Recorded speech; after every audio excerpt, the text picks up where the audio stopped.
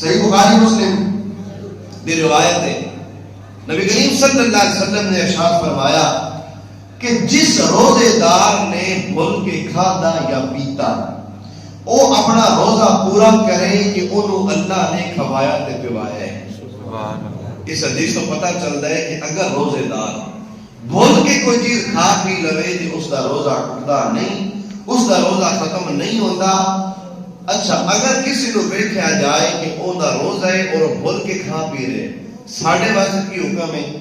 اول حکم تو یہ ہے کہ ساڑھے تے لازم ہے کہ انہوں روزہ یاد کرائیے کہ ہاں بھائی تیرا روزہ ہے، اگر بھول کے کھا رہے ہیں تو چپ کر جا، نہ کھا۔ لیکن علماء نے یہ بھی بیان کیتا ہے حدیث کی روشنی کے اندر کہ اگر سانوں پتہ ہے کہ اس کا روزہ ہے اور وہ بھول کے کھا رہے ہے بڑا کمزور، بڑا ماڑا ہے، اگر وہ کھائے پیے گا نہیں تو اس کی جان کا خطرہ ہے یا اس کو مرض ہو جائے گا،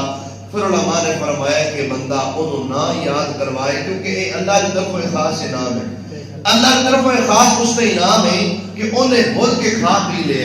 اس واسطے کریم آقا جان عالم صلی اللہ علیہ وسلم نے فرمایا کہ روزے دار نے اگر بھول کے کھا پی لیا تو وہ روزہ نہیں ٹوٹے گا، انہوں اللہ نے کھلایا اور انہوں اللہ نے پلایا۔